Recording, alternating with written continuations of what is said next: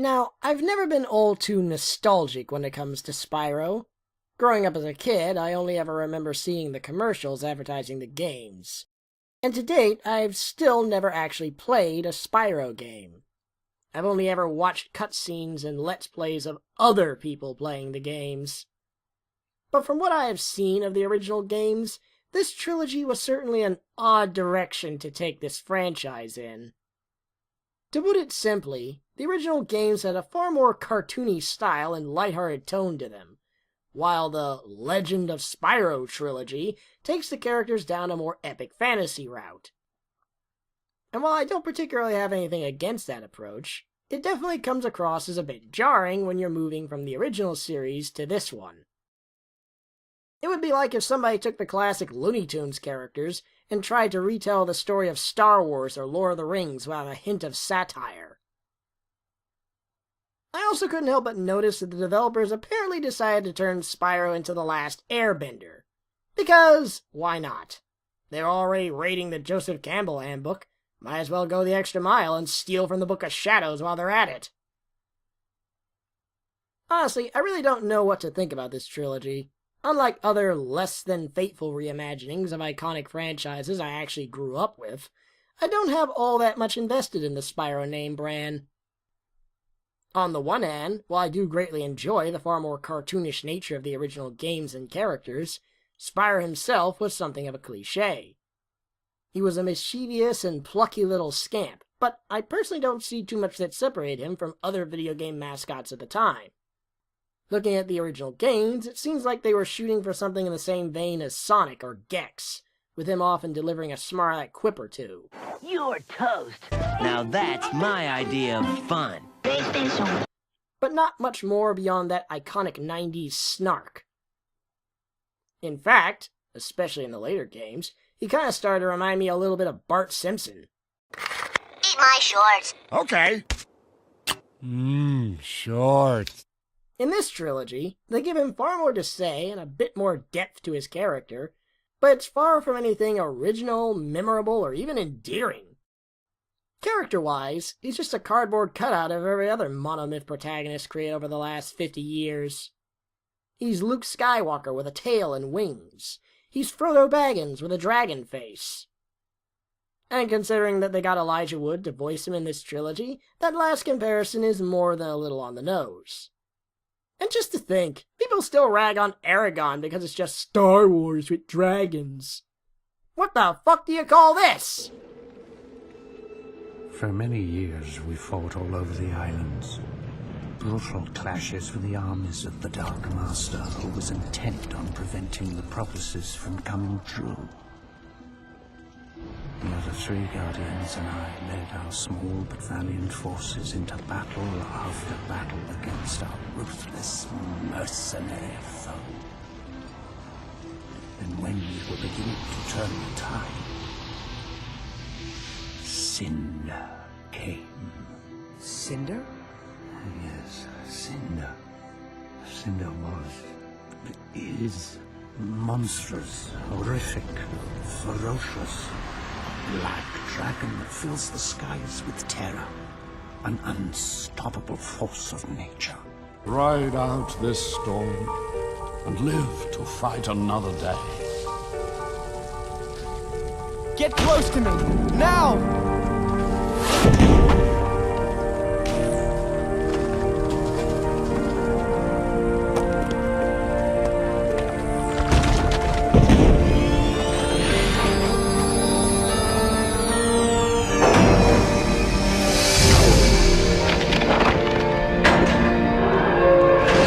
Ignite us. Let's turn back. There's got to be another way. Spyro, Cinder, I have never done right by either of you. Allow me to do this. What are you saying? My path ends here, but yours lies beyond this. Draw strength from each other and follow your heart. It will never fail you. Now go. Go.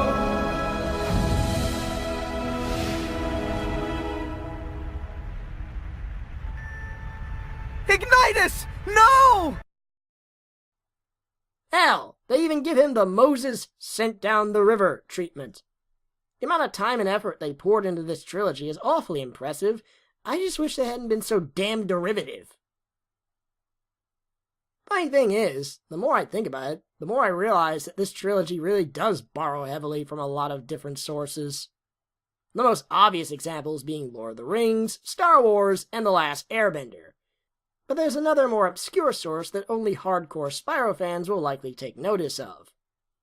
This entire trilogy is basically just one big massive overhaul of the last original Spyro game for home console. A hero's tale. Think about it! Spyro has to embark on a journey to save the world from an exiled renegade dragon, all while rescuing and being aided by 4 multicolored dragon elders who each teach Spyro a special talent. He is given mastery over 4 natural elements, this time with earth replacing water. He's given a heavily implied forced love interest, and even Hunter returns in the 3rd game with his bow and arrow like a furry-ass Legolas. This is totally just a hero's tale on roids. One touch I quite rather like about this trilogy is how they played up the idea of being a purple dragon as if it were some grand lofty birthright with a heavy mantle of responsibility. Spyro, as a rare purple dragon, you can wield many abilities that others cannot. Now it is time to awaken these powers within you. Fire, electricity, ice, and earth. But all I can find myself thinking about is that one scene from Disney's Sword in the Stone.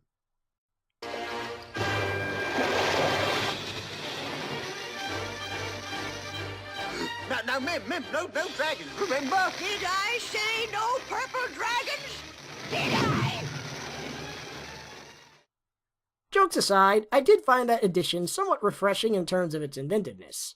And I do have to hand it to them. It's a clever way of explaining why purple isn't a typical color used in most dragon designs across various forms of fiction.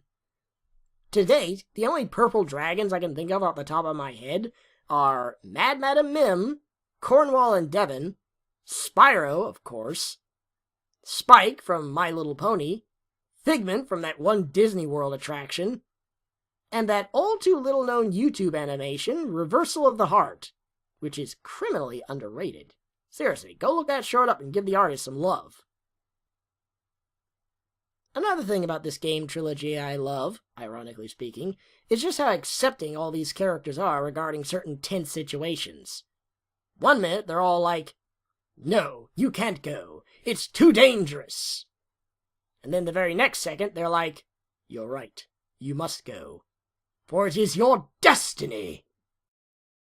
Or some crap along those lines. And here I am sitting back like, geez, you people have the fortitude of a gingerbread house. Also, what's the deal with these old-ass geezers sending Spyro to do all the grunt work while they sit back chilling on the sidelines? I thought they were in the midst of a war to stop a great evil from destroying the world. Now's not the time to be sitting on your ass just 'cause you're old. You didn't see Gandalf sitting on his ass. And Obi-Wan at least had the decency to be dead. Fucking geriatric dragons. Another thing I couldn't help but notice is that the trilogy seemed to employ a similar theme also once used for Blazing Dragons. One of the key elements in that franchise was that the usual roles typically associated to the knights and the dragons was reversed, making it where the dragons were now the chivalrous heroes, and the humans were the villainous scourges terrorizing the land. The Legend of Spyro trilogy appears to do something very similar, but with apes in place of humans. Which I can only imagine is because human beings don't appear to exist in any of the Spyro games. Regardless, the illusion is still pretty obvious the more you start to think about it. As tends to often be the case with these big-budget, high-expectation sequel-reboot adaptations, the trilogy is crammed full of noteworthy seasoned voice acting veterans in order to amp up the rabid nostalgia boner 90s fans are likely to have. We have Cree Summer providing the voice for Cinder, Gary Oldman acting as Ignitus, Michael Clark Duncan as Terrador, David Spade voicing Sparks, much to my dismay, And as previously mentioned, Elijah Wood voices Spyro. At least during the first game, anyway. It's obvious, however, that during, and especially after Eternal Night, the developers were beginning to run a little low of funds since not all of the notable voice talent stick through to the final installment.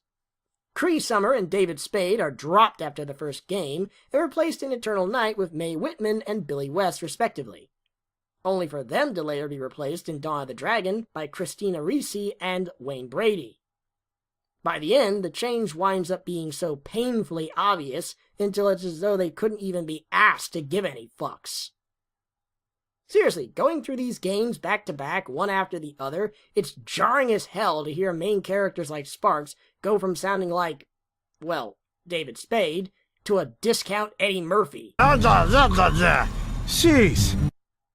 Then again, as jarring and annoying as virtually everything Sparks says is, it's almost equally irritating how damn monotone Spyro sounds all the goddamn time. Is this supposed to be the same dragon from the original series? He sounds like the reptile equivalent to Christian Stewart. You think that was Cinder? I sure hope so. What? Well, if it wasn't, it means there's more than one giant evil dragon around here. Oh, yeah, I hope that was Cinder too. We might be too late. No, I refuse to give up. I'm going to stop Cinder and the Dark Master. Wait, you heard the dragon, Spyro. He said, too late. We'll get him next time. Come on, champ. You did a great job, and let's take 5. No, I'm ready. Now! Purple, well played. It's fitting that you should be here tonight, as we bear witness to the dawn of a new age, and the failure of your pathetic race of dragons. I wouldn't miss it, doll. Then please, have a seat. Foolish dragon, you are no match. I've made it this far, haven't I?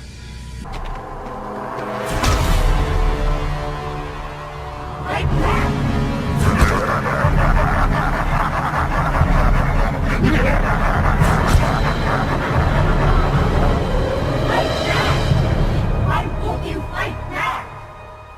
Because you've left me nothing to fight for.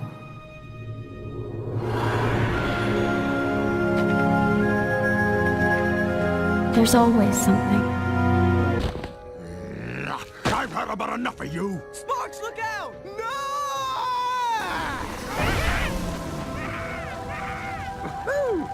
Was that fire, dude? And while I was prepared to give the final game a smidgen of credit for getting Mark Hamill to provide the voice for Malfoy, I was sorely disappointed when the big baddie finally did make his appearance, due to the awful audio effect they layered onto his voice. Citizens of Warfang, congratulations. You shall be the first to witness the resurrection of the Destroyer and the end of the world. Malfoy. Not only could I not tell that it was Mark Hamill, short of reading it on the wiki, but I could barely understand a single damn word he was saying.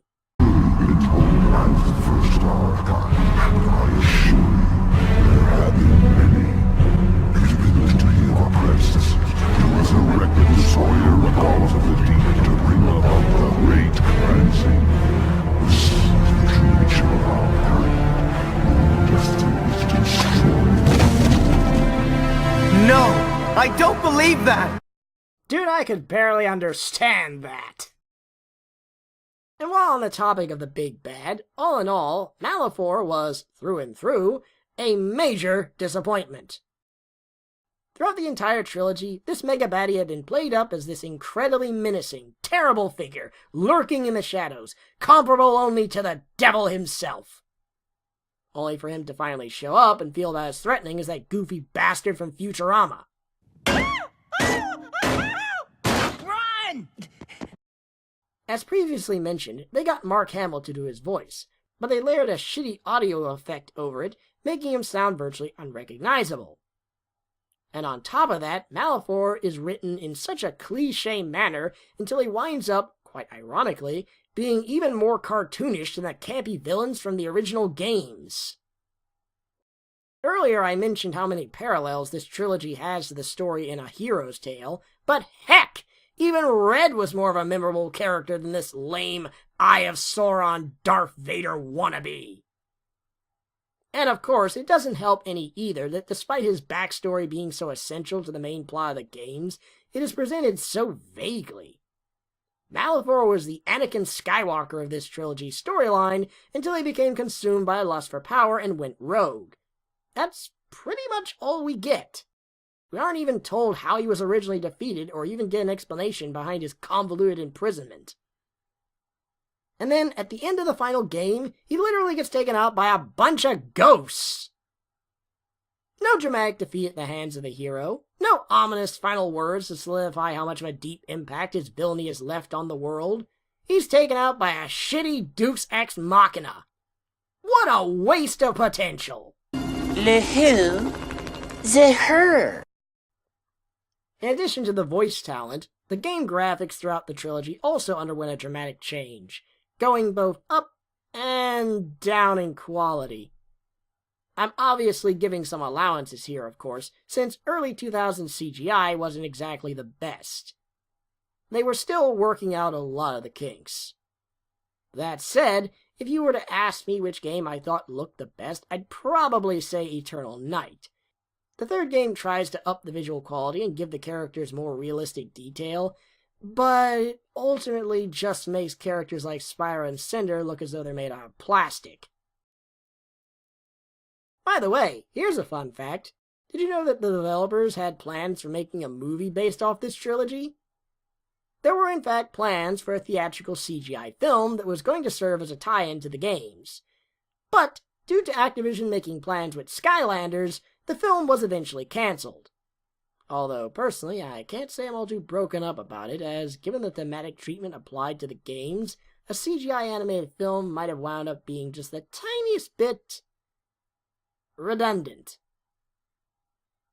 So, in the end, even though I was fairly into the first two games, the final installment was an incredibly lackluster conclusion to an otherwise promising build-up. The voice acting is subpar and inconsistent from the first two titles, the main villain was a major disappointment, the story is incredibly derivative and chock full of cliches, and the whole thing ultimately feels very rushed. I found myself liking this trilogy a lot more than I originally thought I would have, given my usual disdain for such reimaginings. But the whole thing sadly trips at the finish line, falling just short of its full potential, leaving me then to only imagine the fireworks finale of what could have been, in place of the lukewarm mediocrity of what was. Also, in closing, I'd just like to say that I like Sparks a lot more when he was just Spyro's sentient, non-verbal, fluttering health buffer. And what the heck is that supposed to mean? You know, I don't need this. I could have stayed with the llama people, whatever, where I was appreciated, but no. No, I decided to help the poor, helpless dragons rid the world of evil. What a mistake that was, because I get no thanks. No respect, no love, no credit. I left home too, you know. I'm a little guy, yeah, that's right. Maybe you haven't noticed. Things are a lot bigger to me than they are to you. And did I back away? Nah. Why? 'Cause I got moxie. I'm a tough cookie. I got class. Shut your fucking mouth! Was a one-eyed, one-horned, flying purple people eater. A one-eyed, one-horned, flying purple people eater sure looks strange to me. Oh, well, he came down to earth and he lit in a tree. I said, Mr. Purple People Eater, don't eat me. I heard him say in a voice so gruff, I wouldn't eat you 'cause you're so tough. It was a one-eyed, one-horned, flying... Oh, and they totally ripped off American Dragon Jake Long, too.